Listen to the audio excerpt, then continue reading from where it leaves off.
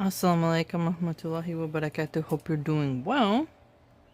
We are continuing our reading of Suetonius's Lives of the Caesars. We are in the section on Tiberius.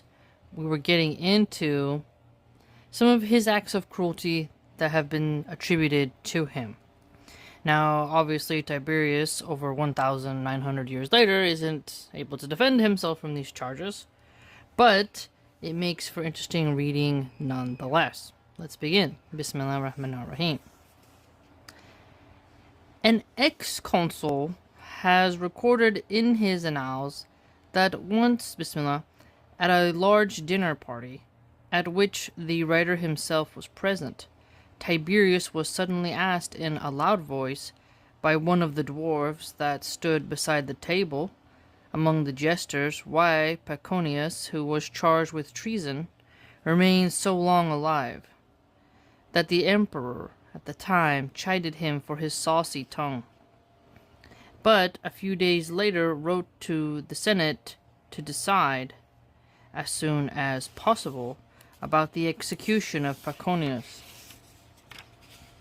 So, oh my goodness, that jester really did cause some trouble there. Oh my goodness. He increased his cruelty and carried it to greater lengths, exacerbated by what he had learned about the death of his son Drusus. At first, supposing that he had died of disease due to his bad habits, on finally learning that he had been poisoned by the treachery of his wife, Livilla,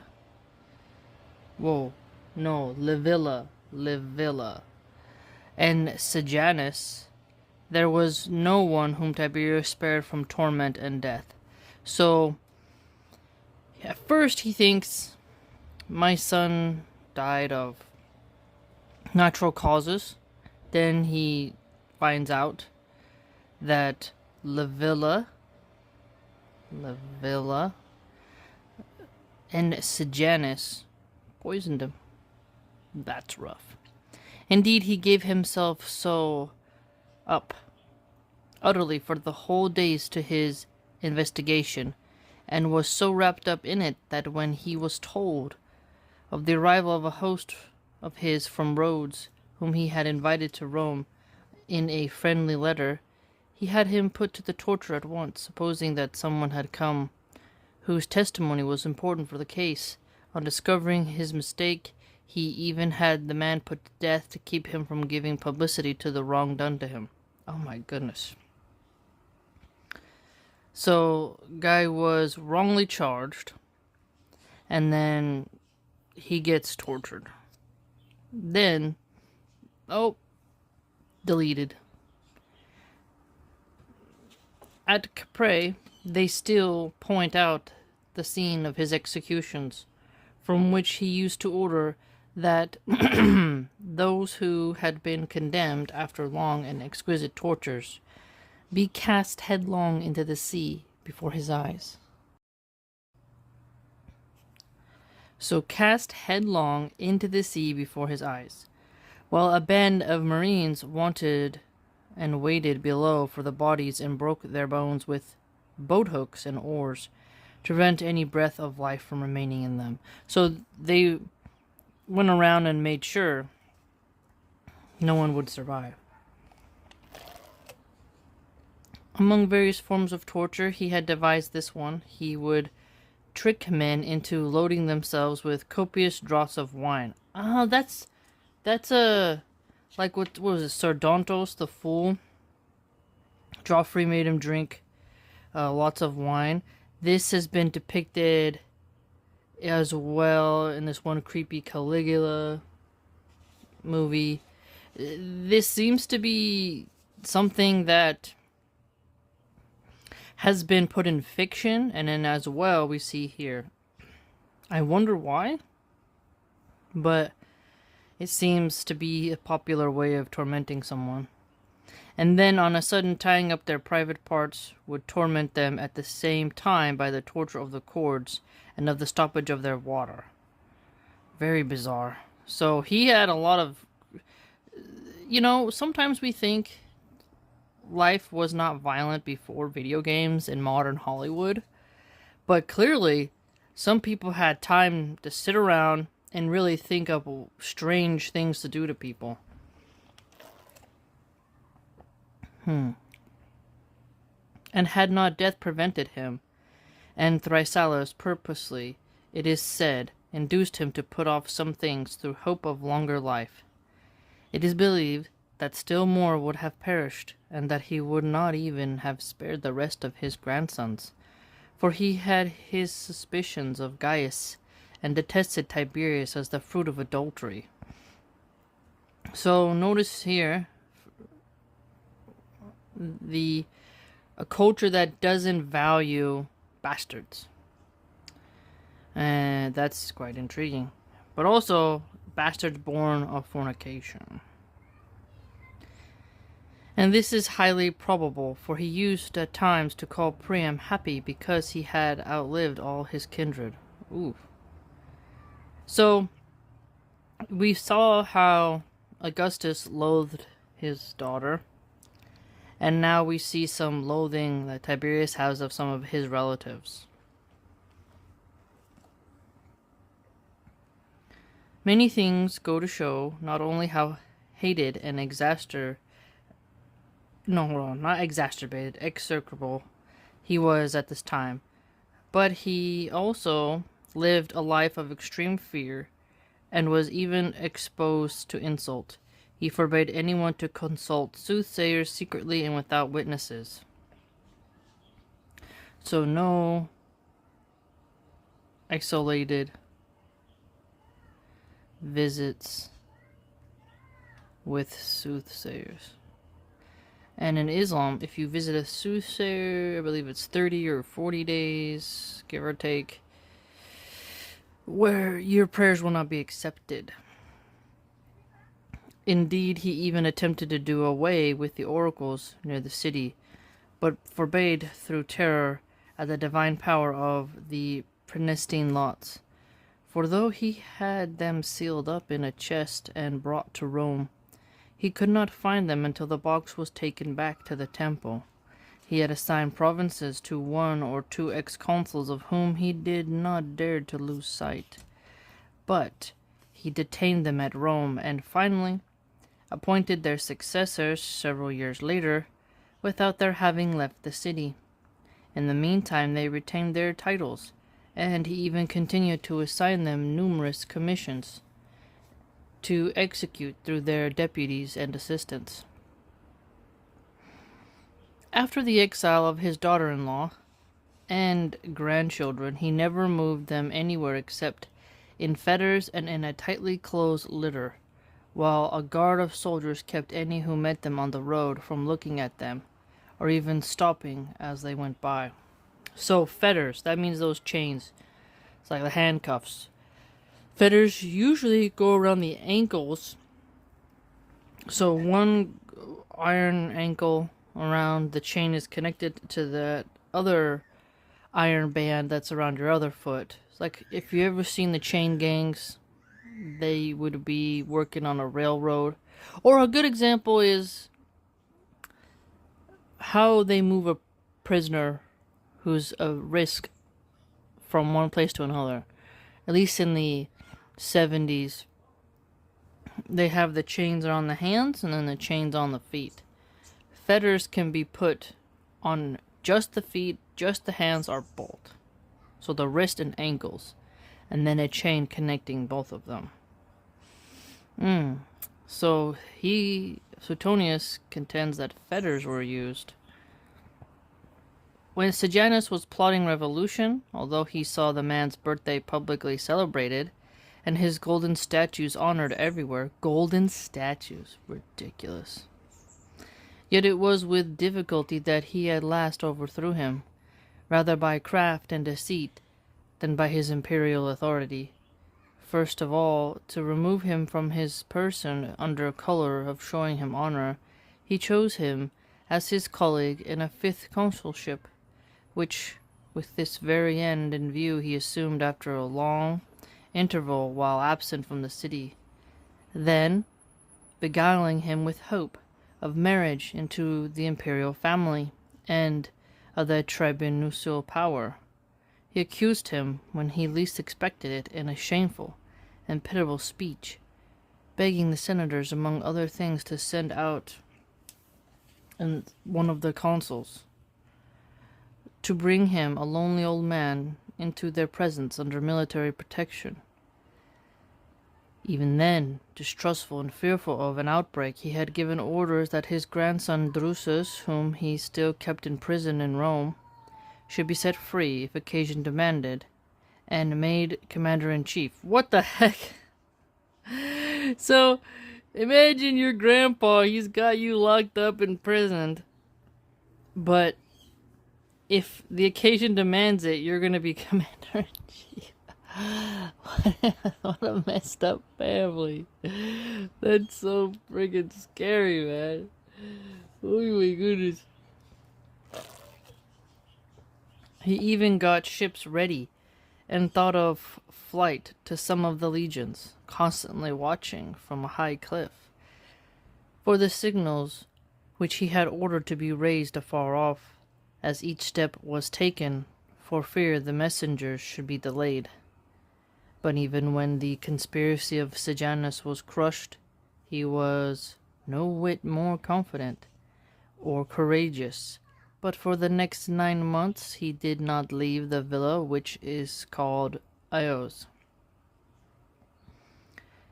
His anxiety of mind became torture because of the reproaches of all kinds from every quarter, since every single one of those who were condemned to death heaped all kinds of abuse upon him, either to his face or by billets placed in the orchestra. So notice here, anxiety. We say, how do you sleep at night? How does it not weigh upon that person's consciousness to do such deeds and such acts? How is it someone is able to shut off and keep going? Some people enjoy such acts, so their mind is not exactly weighted. But here we notice that people at the very end of their rope who are able to unleash their venom into the ear, Tiberius, affected him beyond their death. So they're dead, but their words live on and rotate within his mind. This is caused him much anguish. By these, however, he was most diversely affected, now through a sense of shame and desiring that they all be concealed and kept secret. So notice here, sense of shame. Have you no shame, sir? And now he wants to have everything concealed in secret, sometimes scorning them and producing them of his own accord and giving them publicity. Why, he was even attacked by Artabanus, king of the Parthians, who charged him in a letter with the murder of his kindred, with other bloody deeds, and with shameless and dissolute living, counseling him to gratify the intense and just hatred of the citizens as soon as possible by a voluntary death.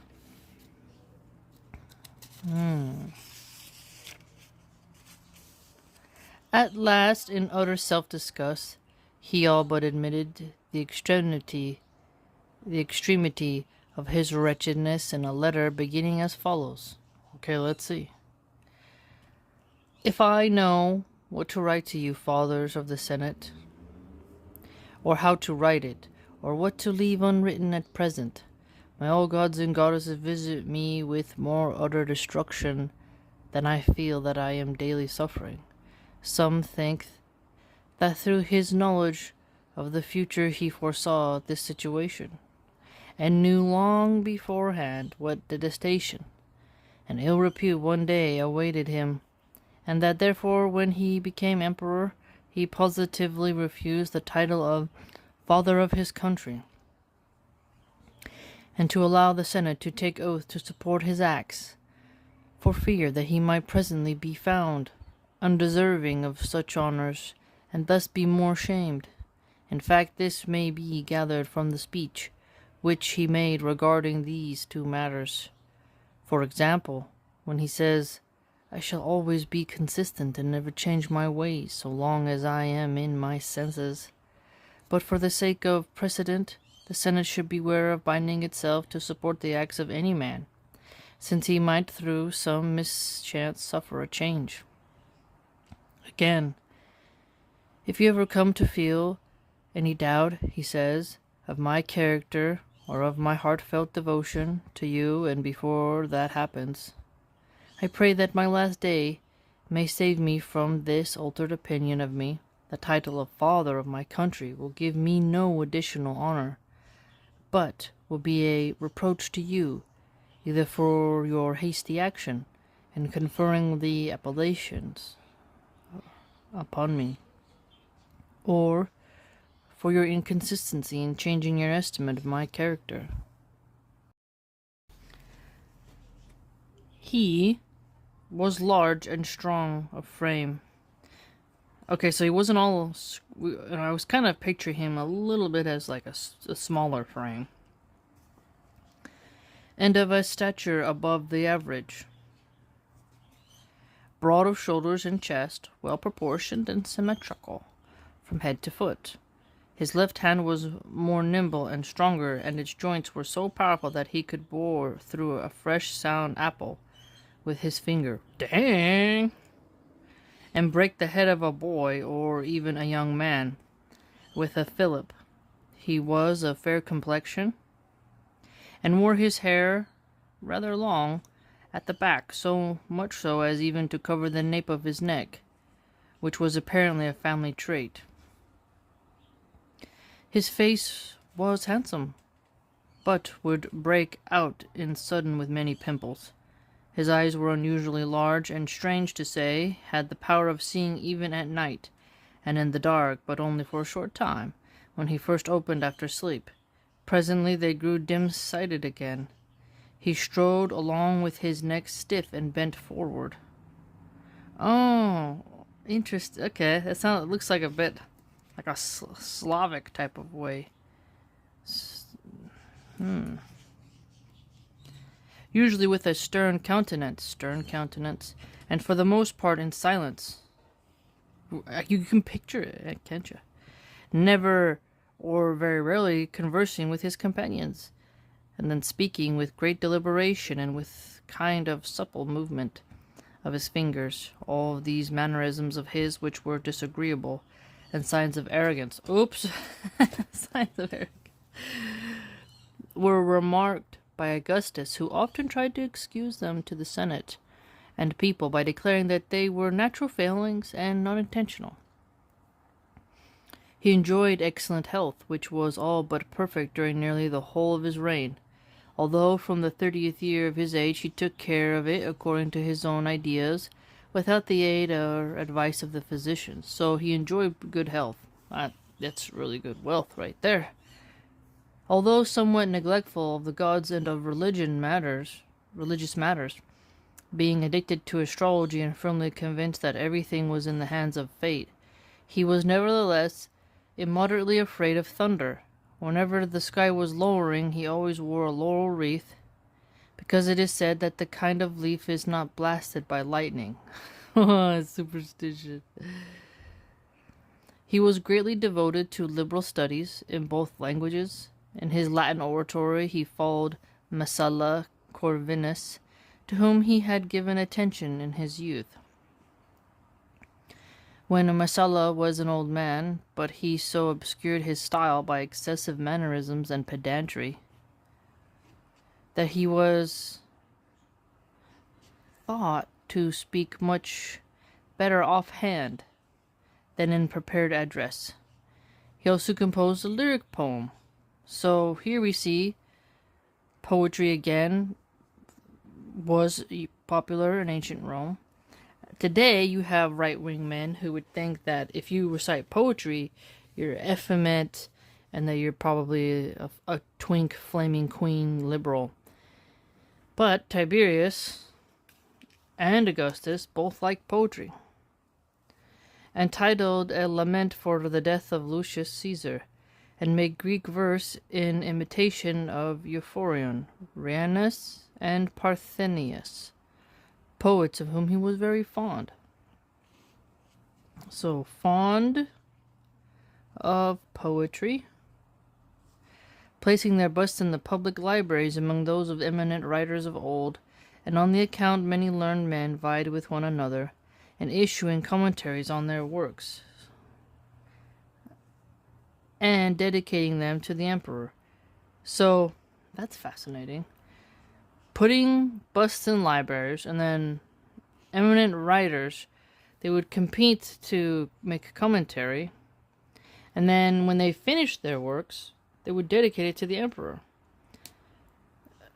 I do enjoy, though, how Islam doesn't do this type of statuary art, because clearly you can see here in the Roman society the idolatry goes really far, and they start to have these attachments to these idols and think of them as supernatural and capable of like changing your affairs, and it's really odd. So in Islam, when we have Prophet Abraham, may Allah be pleased with him, destroying idols, it makes a lot of sense when you look at how weird people get with idols.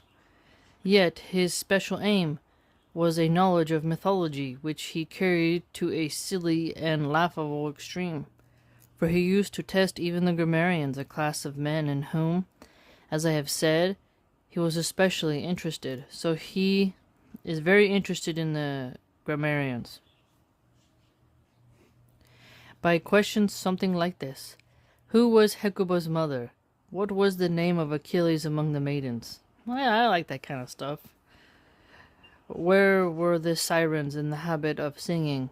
Moreover, on the first day that he entered the Senate after the death of Augustus, to satisfy at once the demands of filial piety and of religion, he offered a sacrifice, after the example of Minos, with incense and wine, but without a flute player. The flute players are weird. I don't know, it's such an annoying instrument. Can you imagine somebody prancing around like, shut up! As Minos had done in ancient times on the death of his son. I don't like those instruments, like, they're very strange. Though he spoke Greek and fluently, he would not use it on occasion, really, and especially eschewed it in the Senate. So much so that before using the word monopolium, he begged pardon for the necessity of employing a foreign term. Again, when the word, something in Greek here, was read in a decree of the Senate, he recommended that it be changed and a native word be substituted for the foreign one. And if one could not be found, that the idea be expressed by several words, if necessary, by paraphrases. So he spoke Latin and Greek, you can see here, and that's quite interesting. On another occasion, when a soldier was asked in Greek to give testimony, he forbade him to answer except in Latin. Wow. Twice only during the whole period of his retirement did he try to return to Rome. Once sailing in a trireme as far as the gardens near the artificial lake, after first posting a guard along the banks of the Tiber to keep off those who came out to meet him, and again coming up the Appian Way as far as the 7th milestone, but he returned after merely having a distant view of the city walls, without approaching them, the first time for some unknown reason, the second through alarm at a portent. He had among his pets a serpent. He had a pet snake? I wonder what he called it. And when he was going to feed it from his own hand, as his custom was, and discovered that it had been devoured by ants, he was warned to beware of the power of the multitude. Oh, that's spooky. We don't do omens like that, but the ants, wouldn't they have only eaten it if it had died? I wonder, I should look that up. Because the snake, what was he keeping it in? Because I wonder what kind of ants would just attack a snake. Because traditionally, wouldn't just a snake keep slithering? And what about the scales? You know, aren't they pretty thick? This tiny little ant mouth. It's when they die that they get eaten. The serpent being eaten by the ants as an example of watching out for the masses. So he went back in haste to Campania, fell ill at Astura, but recovering somewhat kept on to Circe. To avoid giving any suspicion of his weak condition, he not only attended the games of the soldiers, but even threw down darts from his high seat at a boar which was let into the arena. So notice here, he's trying to spear a boar. Spearing a boar. Animal husbandry, very masculine. So the Emperor Tiberius, able to attend the games of the soldiers, but also they would attempt to spear a boar, and people were fine with seeing it. And that made me think of how the far right in the UK and in America, unfortunately, they're getting really upset at this little boy who had a stuffy of a lamb rather, and he was pretending to halal slaughter it. So he was just like, use the toy on the throat, and then had the hooves in the air, and doing what boys do, and people were freaking out. But if you think about it, in ancient Rome, these games, plenty of kids saw gladiators. Plenty of young men and women would see boars be speared. The butchers would have their meat stands, live chickens, kids walking in the market. They know what's going to happen, right? And this is something that Tiberius, over 1,900 years, for a lot of human history, young lads and ladies, everybody, humans, saw animals be processed. So it is quite interesting how people complain about the death of masculinity, but then encourage behaviors that make people more squeamish. Immediately he was taken with a pain in the side, and then being exposed to a draught when he was overheated. His illness increased. For all that, he kept up for some time, although he continued his journeys as far as Misenum, and made no change in his usual habits, not even giving up his banquets and other pleasures, partly from lack of self-denial and partly to conceal his condition. So Trump conceals his condition. His hand has been changing colors, where people suspect there's been an IV inserted. And they clearly hid Biden's dementia and decline, even though we all saw it.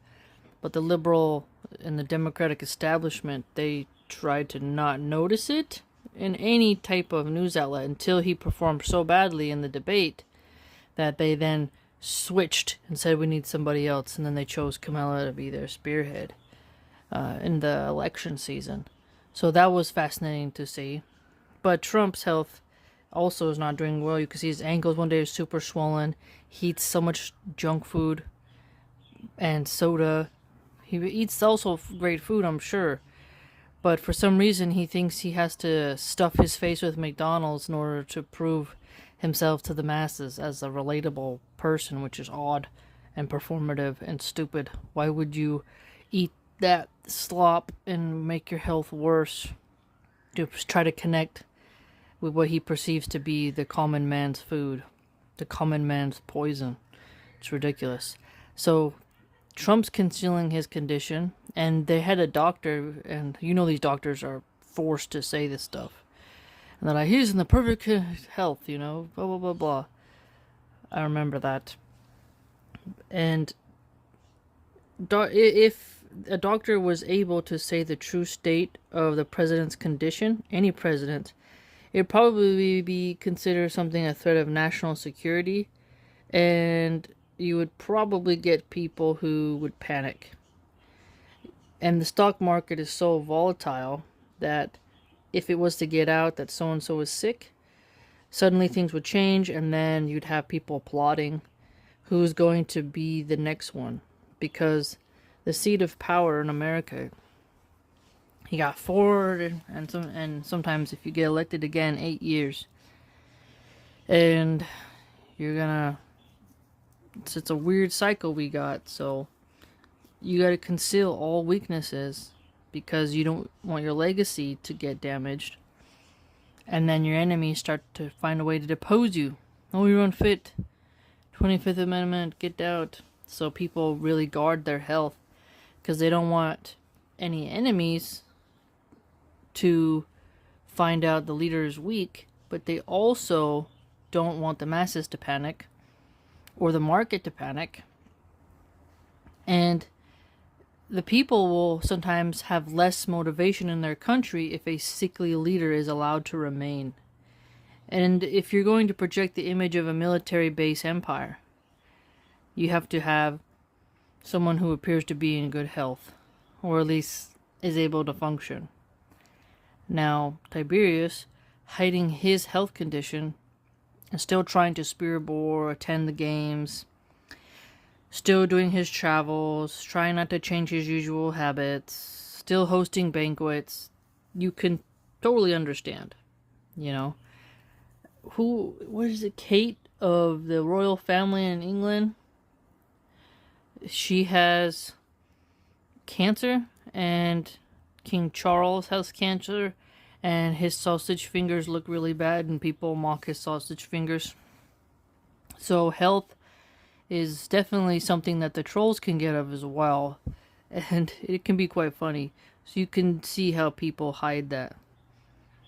Since he was going away on a leave of absence, Tiberius, thinking that he was trying to feel his pulse, urged him to remain and take his place again, and prolong the dinner to a late hour. Even then he did not give up his custom of standing in the middle of the dining room with a lictor by his side and addressing all the guests by name as they said farewell. Oh, look at that. That's an interesting custom. So he's got a lictor.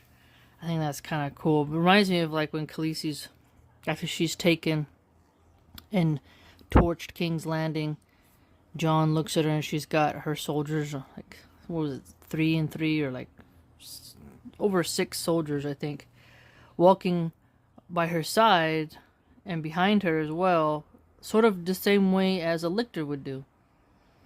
You know, I think it's fascinating.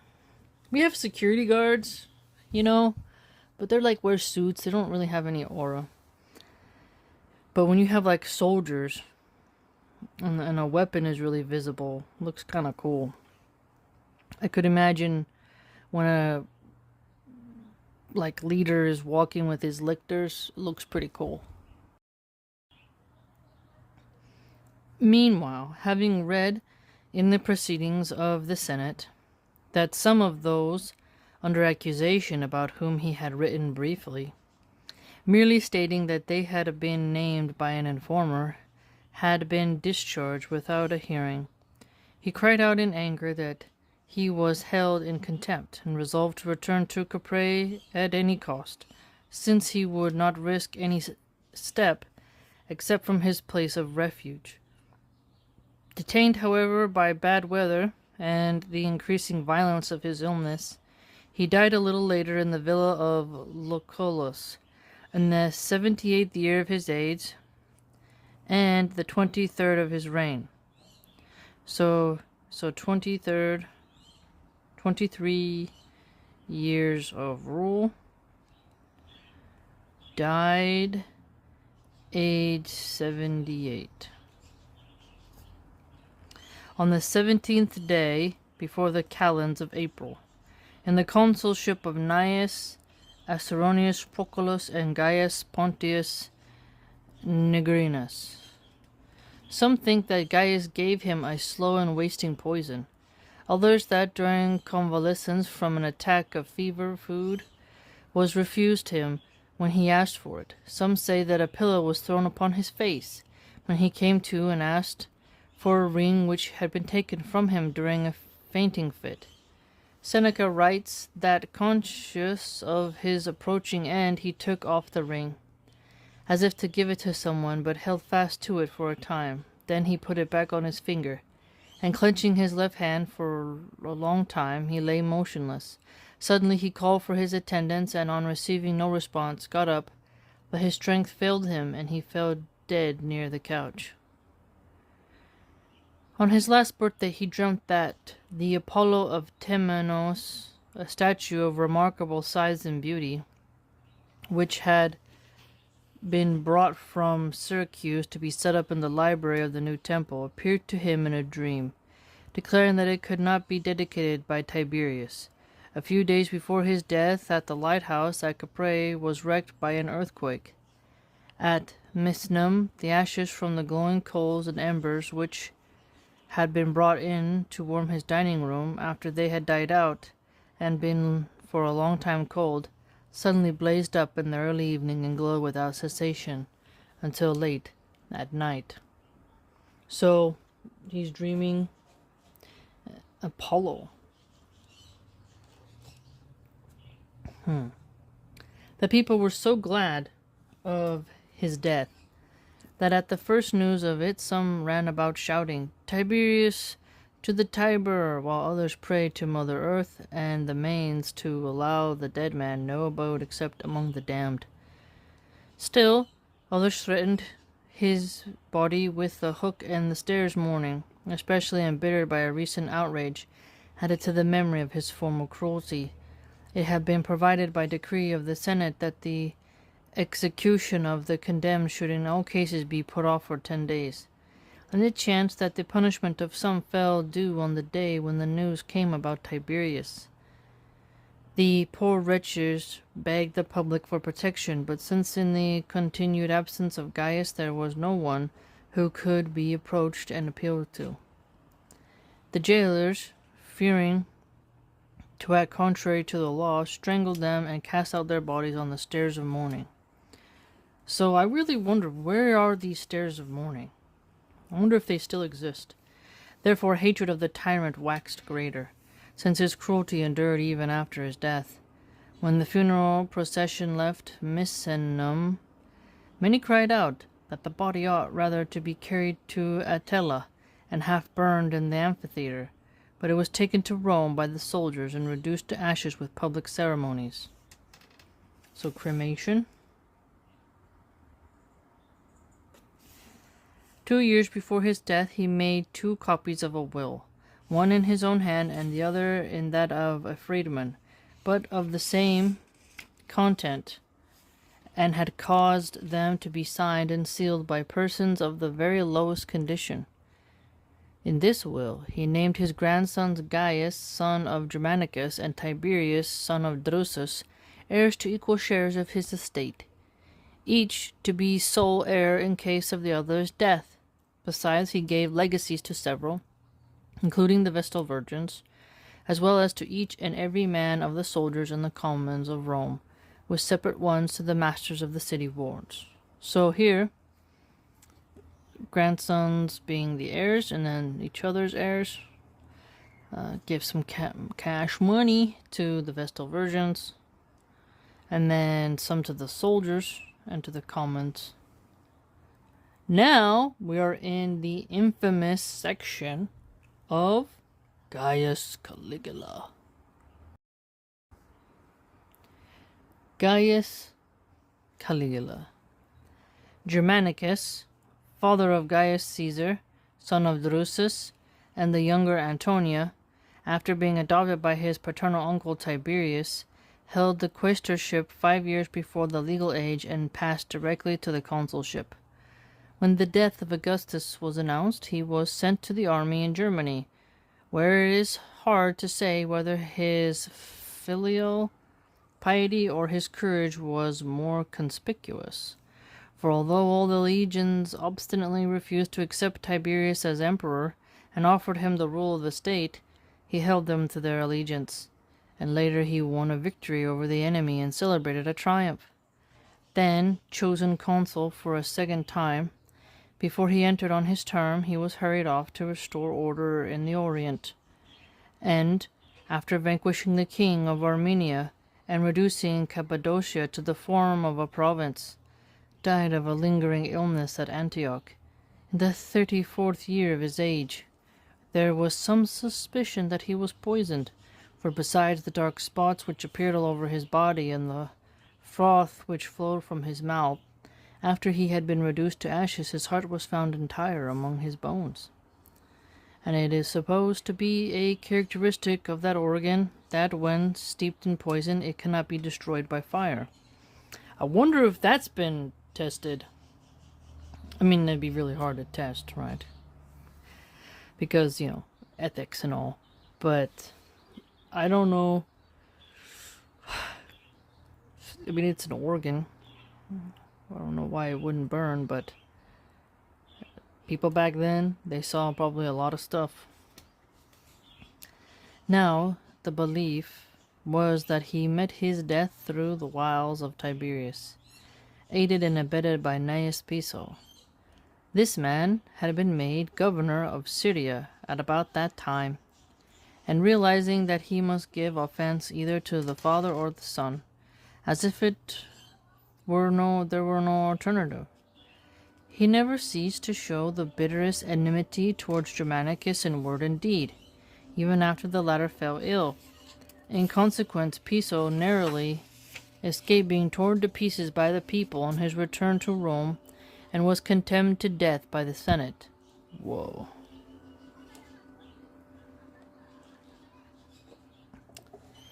It is the general opinion that Germanicus possessed all the highest qualities of body and mind, to a degree never equaled by anyone. A handsome person, unequaled valor, surpassing ability in the oratory and learning of Greece and Rome, unexampled kindliness, and a remarkable desire and capacity for winning men's regard and inspiring their affections. His legs were too slender for the rest of his figure, but he gradually brought them to proper proportions by constant horseback riding after meals. Well, that's an interesting exercise, huh? Leg day, never skip leg day. He often slew a foeman in hand-to-hand combat. He pleaded causes, even after receiving the triumphal regalia, and among other fruits of his studies he left some Greek comedies. Unassuming at home and abroad, he always entered the free and federate towns without lictors. Wherever he came upon the tombs of distinguished men, he always offered sacrifice to their shades, planning to bury in one mound the old and scattered relics of those who fell in the overthrow of Varus. He was the first to attempt to collect and assemble them with his own hand.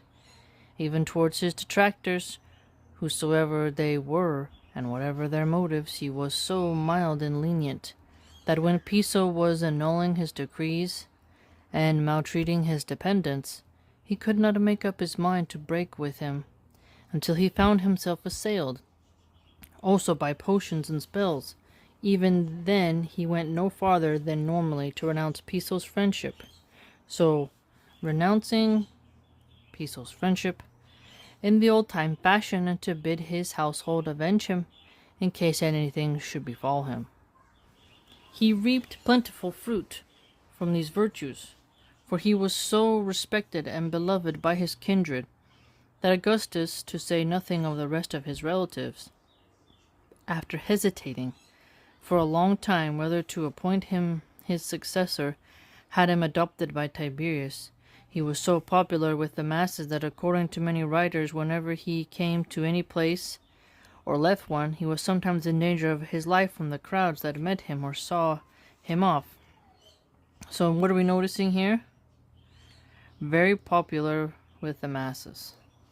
So loved by the people. In fact, when he returned from Germany after quelling the outbreak, all the cohorts of the Praetorian Guard went forth to meet him, although orders had been given that only 2 should go, and the whole populace, regardless of age, sex, or rank, poured out of Rome as far as the 20th milestone. So lots of people going to greet him. They want to see him. Wow. Yet far greater and stronger tokens of regard were shown at the time of his death and immediately afterwards. On the day when he passed away, the temples were stoned and the altars of the gods thrown down, while some flung their household gods into the street and cast out their newly born children. Oh, obviously that can't be true. Ain't no way. You're an idiot if you did that. I doubt that. You just suffered pregnancy. Okay, and in this age, the mortality rate was super high. Your cute little chubby baby, and you're just gonna toss it because some guy died? You're an idiot if you did that. Even barbarian people, so they say, who were engaged in war with us or with one another, unanimously consented to a truce, as if all in common had suffered a domestic tragedy. It is said that some princes put off their beards and had their wives' heads shaved. See, in Islam, women should not shave their heads after a funeral grief. No. Don't. You cannot, like, beat your chest and wail and rip your clothes and disfigure your beauty. In the concise presentation of fiqh book, I read that. So don't do that. As a token of the deepest mourning, that even the kings of kings suspended his exercise at hunting, and the banquets with the grandees, which among the Parthians is a sign of public mourning. When liberal women, they do that now, though. They go into the bathroom, they set up their tripod, they shave their heads, and then they put it on TikTok. So, that tradition, like, this is over 1,900 years ago. Women ruining their hair, it's very strange. It's like you ruin your beauty.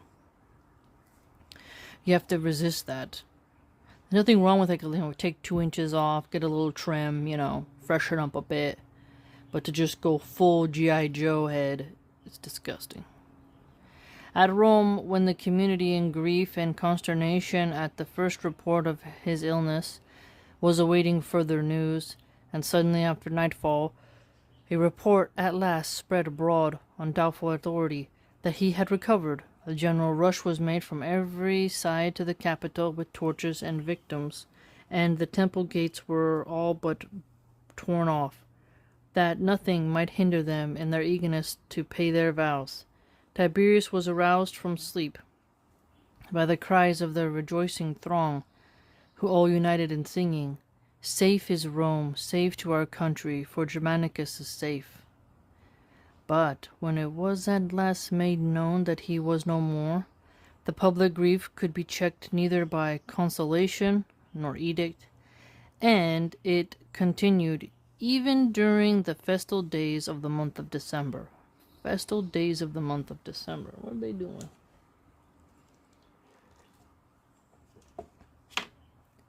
The fame of the deceased and regret for his loss were increased by the horror of the times which followed, since all believed, and with good reason, that the cruelty of Tiberius, which soon burst forth, had been held in check through his respect and awe for Germanicus. He had to wife Agrippina, daughter of Marcus Agrippa and Julia, who bore him 9 children. 2 of these were taken off when they were still in infancy, and one just as he was reaching the age of boyhood, a charming child, whose statue, in the guise of Cupid, that stupid little Cupid, Livia dedicated in the temple of the Capitoline Venus, while Augustus had another placed in his bedchamber and used to kiss it fondly whenever he entered the room. That's bizarre. The other children survived their father, 3 girls, Agrippina, Drusilla, and Livilla, born in successive years, and 3 boys, Nero, Drusus, and Gaius Caesar. Another Drusus, another Gaius. Right? Everybody got so many. Nero and Drusus were adjudged public enemies by the Senate on the accusation of Tiberius. Gaius Caesar was born the day before the calends of September in the consulship of his father and Gaius Fonteius Capito. Conflicting testimony makes his birthplace uncertain. Gnaeus Lentulus Gaetulicus writes that he was born at Tibur, Plinius Secundus, among the Treviri, in a village called Ambitarvium, above the confluence. Pliny adds as proof that altars are shown there, inscribed, "For the delivery of Agrippina," verses which were in circulation soon after he became emperor, indicate that he was begotten in the winter quarters of the legions. He, who was born in the camp and reared mid the arms of his country, gave at the outset a sign that he was fated to rule. I myself find in the Gazette that he first saw the light at Antium. Gaetulicus is shown to be wrong by Pliny, who says that he told a flattering lie to add some luster to the fame of a young and vainglorious prince from the city to Hercules, and that he lied with the more assurance because Germanicus really did have a son born to him at Tibur, also called Gaius Caesar, of whose lovable disposition and untimely death I have already spoken. Pliny has erred in his chronology, for the historian of Augustus agreed that Germanicus was not sent to Germany until the close of his consulship, when Gaius was already born. Moreover, the inscription on the altar adds no strength to Pliny's view, for Agrippina twice gave birth to daughters in that region. And any childbirth, regardless of sex, is called perperium, since the men of old called girls puerae, just as they called boys puelli.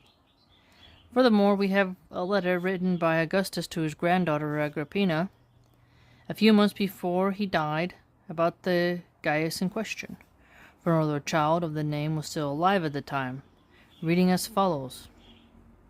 Yesterday I arranged with Talarius and Acilius to bring your boy Gaius on the 15th day before the calends of June. If it be the will of the gods, I send with him besides one of my slaves, who is a physician, and I have written Germanicus to keep him in his wishes. Farewell, my own Agrippina, and take care to come in good health to your Germanicus. So notice here that a doctor who's a slave. Now there's slaves to, could argue, Big Pharma, the insurance companies, to the bank that they're still paying off their student loan debt. Very interesting to think about. Vainglorious prince.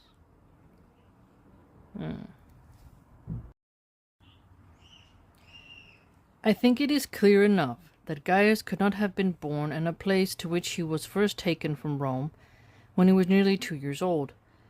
This letter also weakens our confidence in the verses, the more so because they are anonymous. We must then accept the only remaining testimony, that of public record, particularly since Gaius loved Antium as if it were his native soil, always preferring it to all other places of retreat, even thinking, it is said, of transferring thither the seat and abode of the empire through weariness of Rome. Oh, wow. So he loved Antium. Gaius loved Antium, wants to switch it. His surname, Caligula, he derived from a joke of the troops, because he was brought up in their midst in the dress of a common soldier. To what extent, besides, he won their love and devotion by being reared in fellowship with them, is especially evident from the fact that when they threatened mutiny after the death of Augustus, and were ready for any act of madness, the mere sight of Gaius unquestionably calmed them. Okay, so Gaius equals Caligula. For they did not become quiet until they saw that he was being spirited away because of the danger from their outbreak, and taken for protection to the nearest town. Then at last they became contrite, and laying hold of the carriage and stopping it, begging to be spared the disgrace which was being put upon them. He attended his father also on his expedition to Syria. On his return from there he first lived with his mother, and after her banishment with his great-grandmother Livia. Great-grandmother Livia.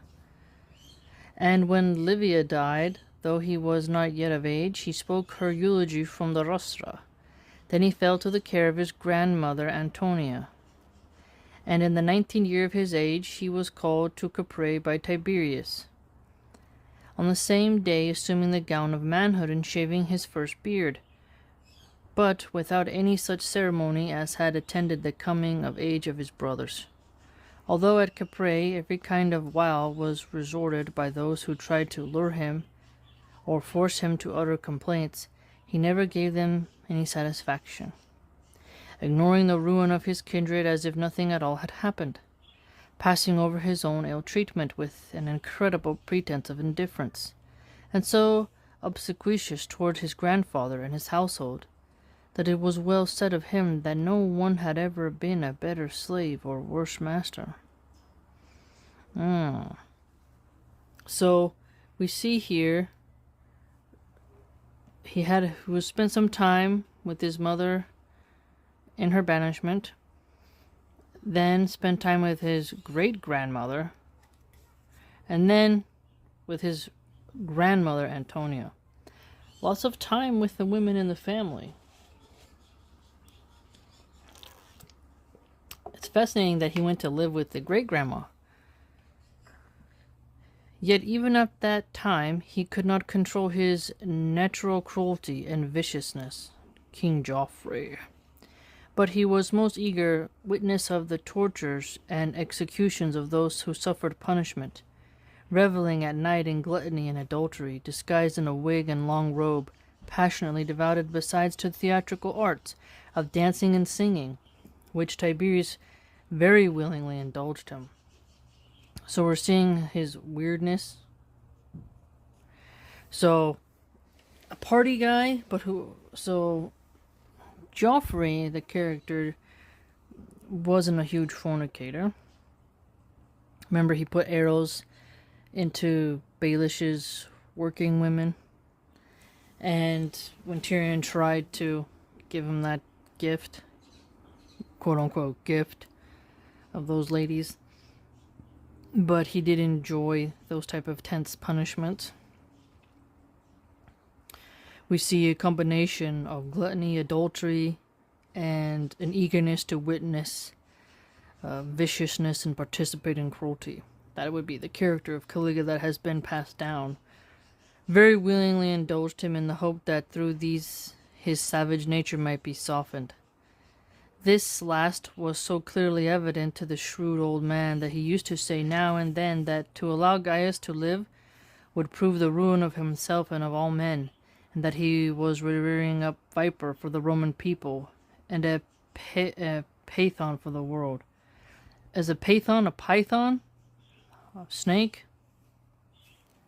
It's Phaethon.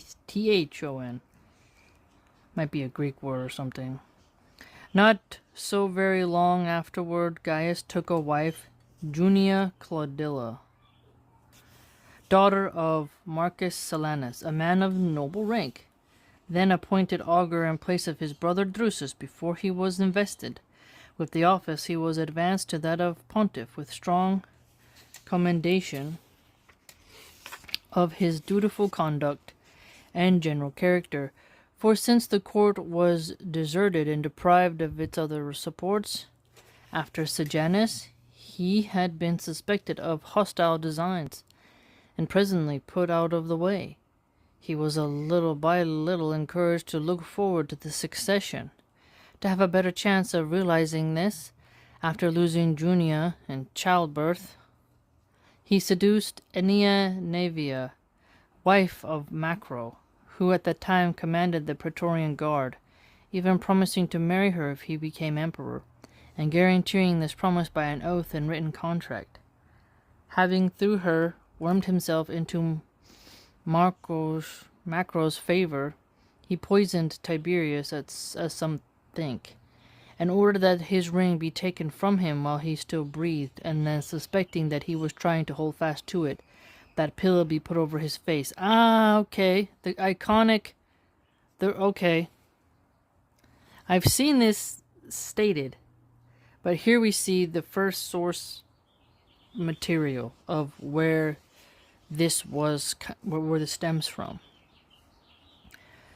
Or even strangled the old man with his own hand, immediately ordering the crucifixion of a freedman who cried out the awful deed. And this is likely enough, for some writers say that Caligula himself later admitted, not it is true that he had committed parricide, but that he had at least meditated it at one time. For they say that he constantly boasted, in speaking of his filial piety, that he had entered the bedchamber of the sleeping Tiberius, dagger in hand, to avenge the death of his mother and brothers. But that, seized with pity, he threw down the dagger and went out again, and that though Tiberius knew of this, he had never dared to make an inquiry or take any action. Whoa. That is freaky talk. And if some of you think, if you're sitting there thinking your family has problems, look at Tiberius and Caligula. Guys, Caligula, that's a messed up family, I'll tell you what. By thus gaining the throne, he fulfilled the highest hopes of the Roman people, or may say of all mankind, since he was the prince most earnestly desired by the great part of the provincials and soldiers, many of whom had known him in his infancy, as well as by the whole body of the city populace, because of the memory of his father Germanicus, and pity for a family that was all but extinct. Accordingly, when he set out from Misenum, though he was in mourning garb, and escorting the body of Tiberius, yet his progress was marked by altars, victims, and blazing torches, and he was met by a dense and joyful throng, who called him, besides other propitious names, their star, their chick, their babe, and their nursling.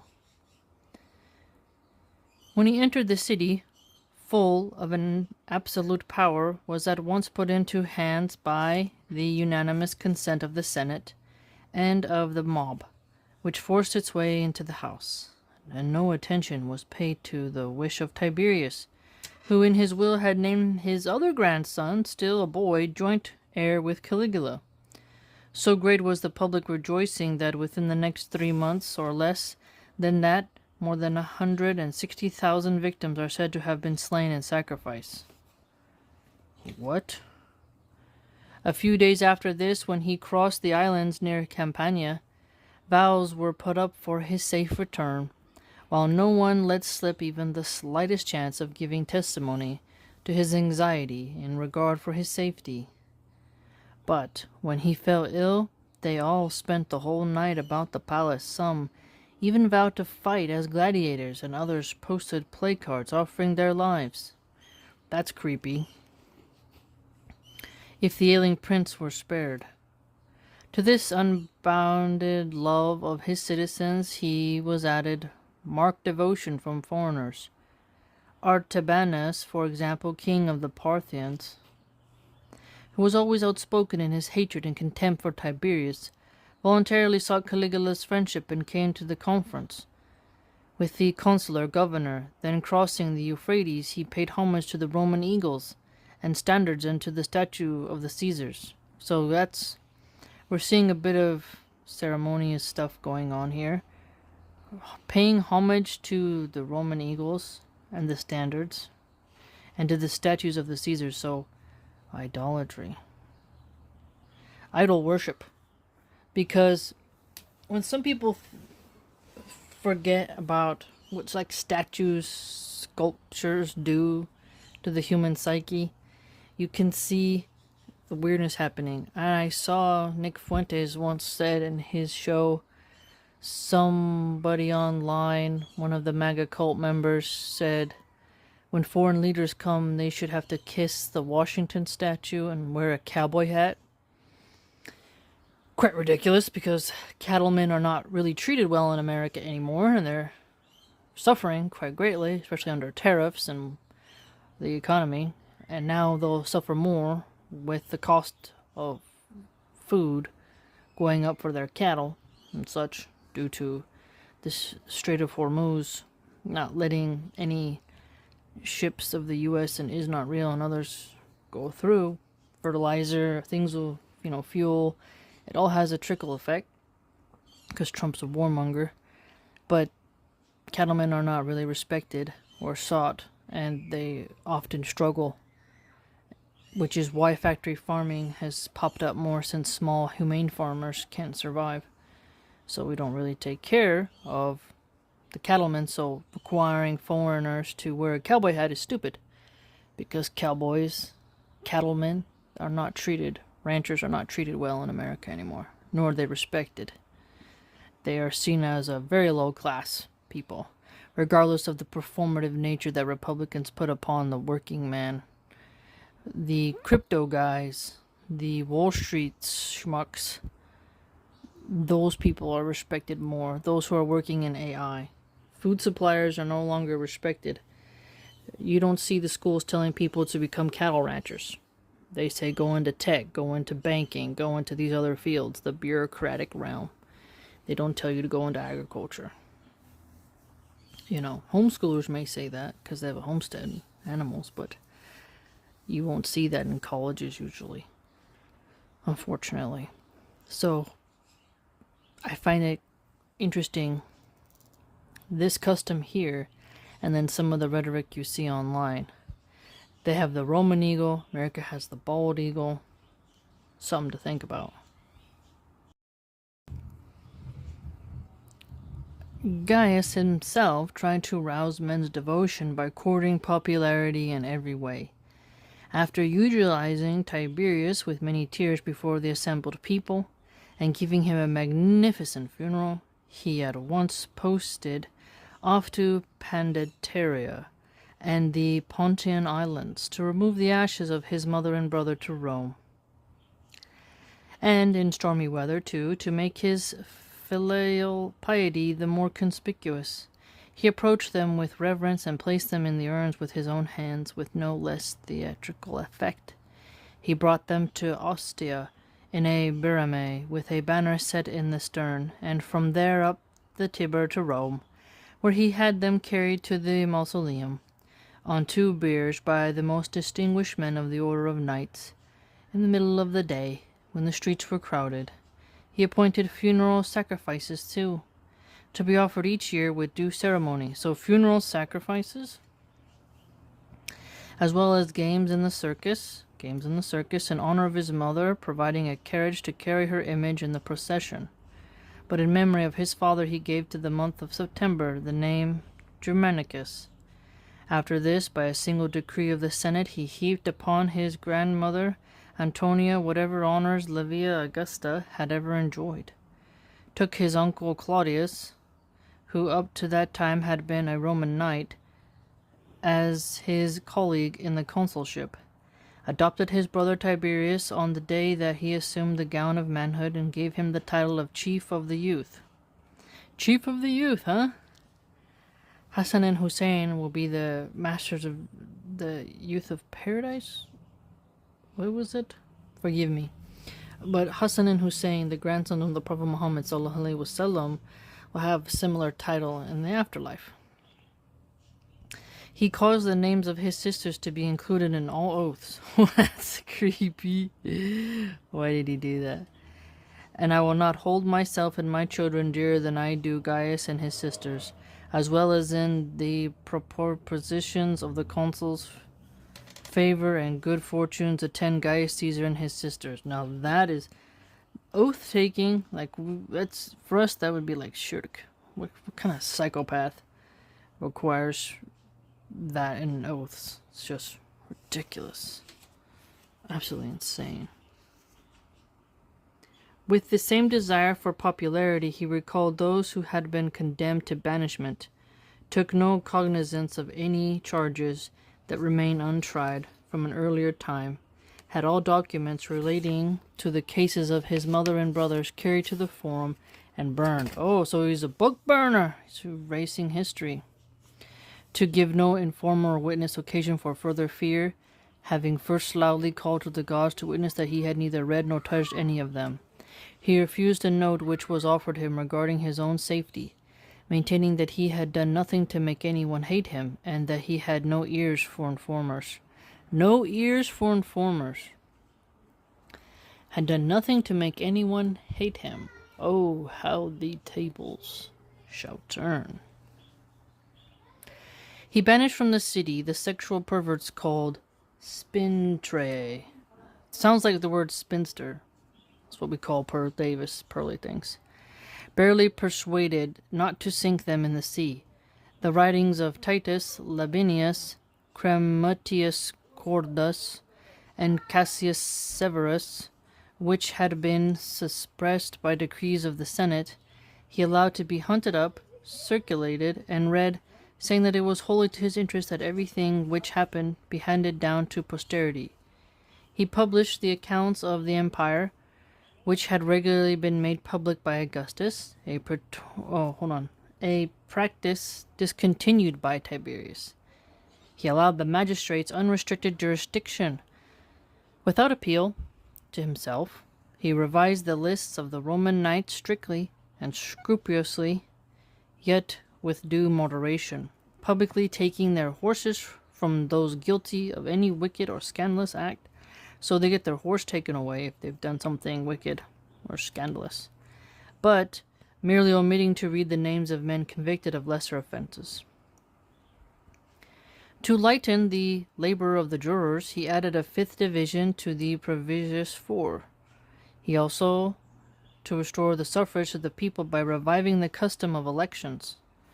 He had once paid faithfully without dispute the legacies named in the will of Tiberius, so paid the debts and legacies, though this had been set aside, as well as in the of Julia Augusta, which Tiberius had suppressed. He remitted the tax of a 200th on auction sales in Italy, made good to many their losses from fires, so helped people who were victims of a fire tragedy, essentially. And whenever he restored kings to their thrones, he allowed them all the arrears of their taxes and their revenues for a meantime. For example, to Antiochus of Commagene. One thing here I'm noticing, we're getting lots of names of kings I've never heard of places I don't know where they are on a map. And they were kings. Just kind of shows you the temporariness of it all. You could be a mighty king thousands, almost 2,000 years ago. It's getting there, getting close. Or 1,900. Later, people ain't gonna know who you are. I hope Trump gets like that. I hope he gets so forgotten in history that only his stupid red hat is seen as like a cult and people spit on it. 100 million sesterces that had occurred to the treasury to make it known that he encouraged every kind of noble action. So encouraged every kind of noble action? Interesting. I'm hungry, I need to eat breakfast. My stomach's growling. He gave 800,000 sesterces to a freed woman because she had kept silence about the guilt of her patron, though subjected to the utmost torture. Whoa! So she was tortured and didn't snitch. That's dark. But she got some money for him. She survived. Oy. Because of these acts, besides other honors, a golden shield was voted him, which was to be borne every year to the capital on appointed day by the colleges of priests, escorted by the Senate, while the boys and girls of noble birth sang the praises of his virtues in a choral ode. A choral ode? What the heck? So a golden shield. Golden shield. Creepy. So it's like, oh, here, we got this for you. And you have to walk it in the Capitol. And then there's the priests and the Senate. It's like, that's so weird. There's so much pageantry. Pageantry.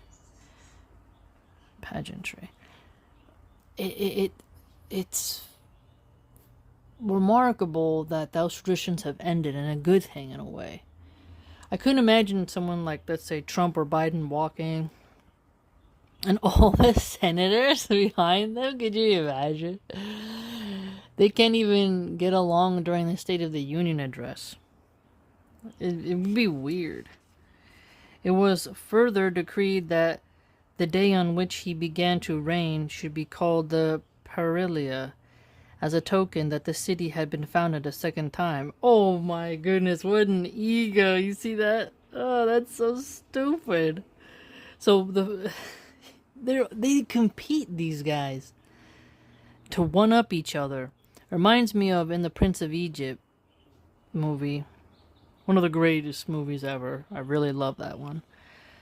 Pharaoh Ramesses' father has a statue, like a bust of him, and Ramesses builds a statue taller than his father's. And there's this weird thing where people constantly try to one-up each other. It's really odd. This rivalship. Men are very competitive. So are women. But men, very much so. Alright, we'll pause here. So we're learning a lot about Caligula thus far. Lots of names for us. Customs. Pageantry. We learned how Tiberius died. We got to see the whole account of Caligula's reputation, where people feel that he was part of the reason why Tiberius died. The whole ring situation, okay? That has been made some clips in Hollywood of that, and that's intense. We learned a lot about Germanicus and just how people really seemed to favor him, like him, and how people were quite happy when Tiberius died. Tiberius later in his life being known more for his cruelty. Okay. And we got to talk a lot about the bodies on the stairs of mourning. I wonder if there's a historian who could give you a tour of Italy and could find where this is, because that would be really cool if it was still there, because it seems to have come up quite a lot in Tiberius's reign. And subhanallah, lots of cool stuff. What a great book. I really enjoy reading it. It's like the book version of a Netflix movie or HBO. It's great. Please like, comment, subscribe, share, and join the blog.